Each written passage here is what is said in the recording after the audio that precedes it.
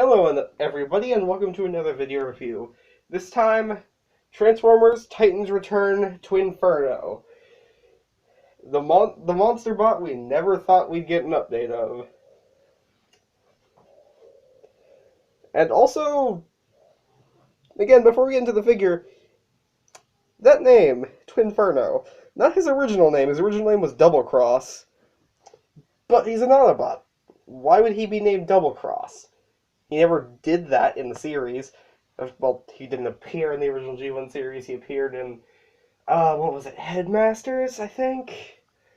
Which is actually kind of fitting thinking about the situation now, where he is a Headmaster. Oh, I'm sorry, Titan Master. Yeah, basically the same thing. Regardless, let's get into the video proper. As you can see, this is his double-headed dragon mode, which looks very good, very reminiscent of the G1 figure. Very good looking.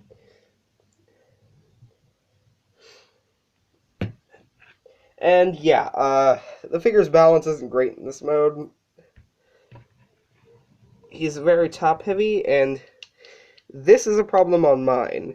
See how this one is solid and fine? Yeah, this one is slightly malformed.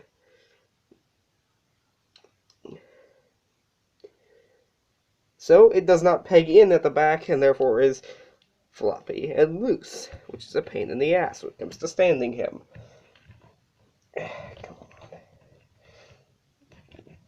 Also, my figure's tail likes to split.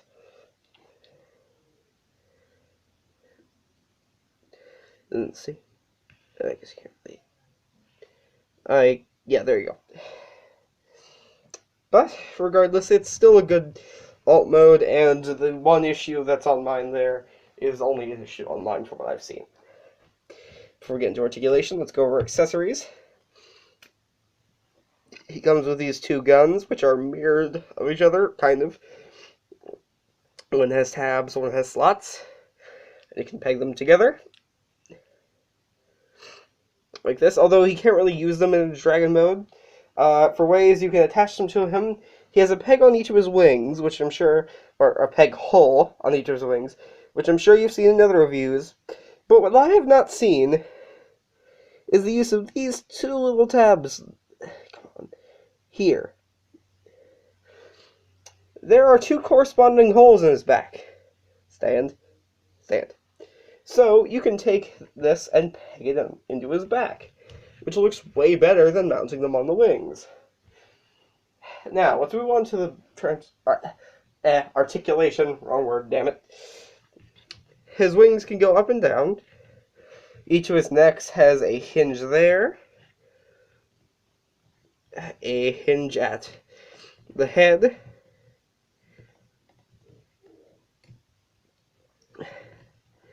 an opening jaw that can open pretty wide, ball-jointed little arms. The gun connection isn't the most secure thing ever, but it's fine. Universal joints at these hips, which actually work pretty well.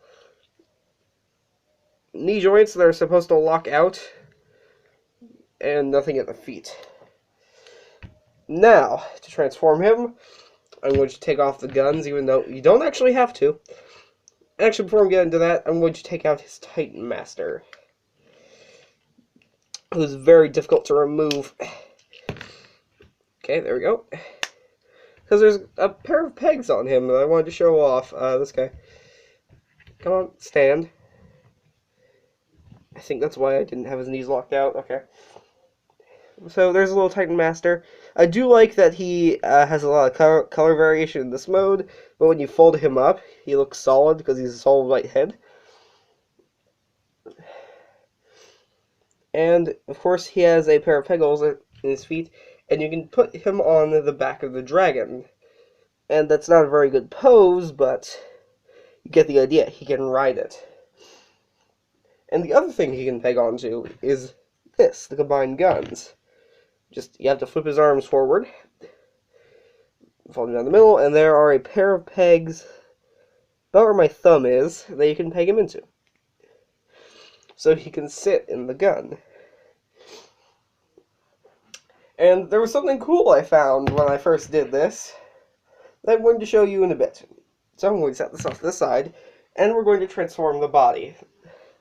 First, lower the entire upper body along with the heads down, and just leave it there for the moment. Sorry if I sound out of breath, I'm still very sick. But not sick enough to stop me from recording. I didn't have a voice before, so I couldn't really review.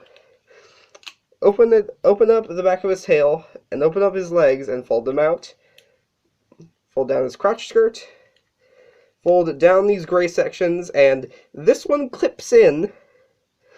This section clips in. This one doesn't. At all. Because it's malformed. Regardless, fold the tips of the tails down. Fold up the beast mode legs, and fold up their feet, and then turn them around. And that makes the robot mode feet, and that is absolutely brilliant. I haven't got trigger happy yet, but so far, that makes this guy my favorite figure from the wave.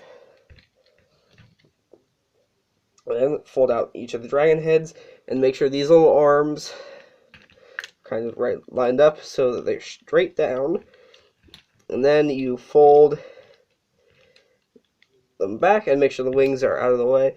Actually, I'll do that again to show you.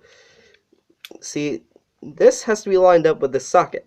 So when you fold it up, they are out of the way. You can fold the wings out, rotate the arms so they face the correct direction, even though he has bodybuilder elbows. And there he is, and there is the body all transformed. Now, I'm going to show you what I thought was kind of funny when I first realized what this could do. You just take this with the Titan Master still sitting in it, turn the Titan Master's head around, and peg it in here. Alright, I forgot. This guy is among those who actually pegs in the way he's supposed to.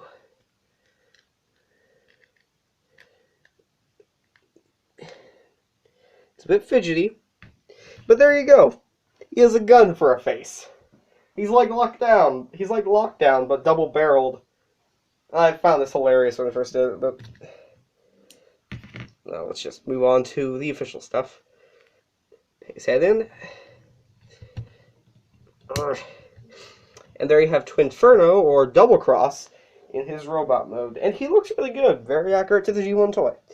For articulation, swivel at the shoulder, that is 360 degrees. Outward motion, 90 degrees. Swivel underneath that. 90-degree bend at the arm. Inward wrist movement, I guess.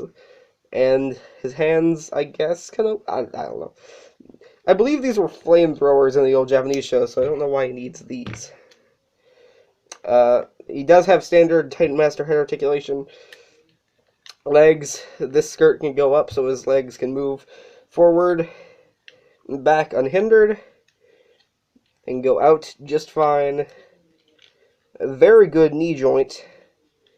Swiveling foot with a back foot joint.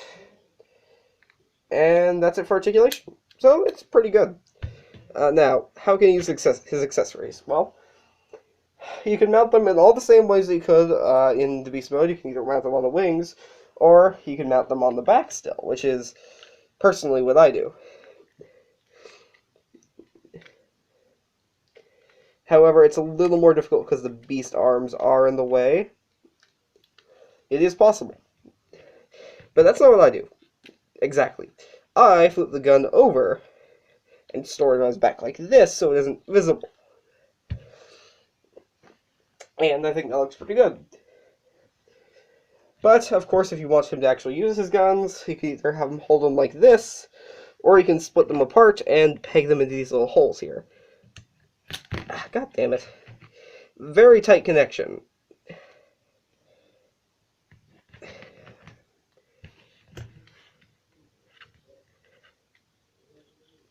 And to me, that just looks stupid. I prefer to just pretend there are flamethrowers in his hands.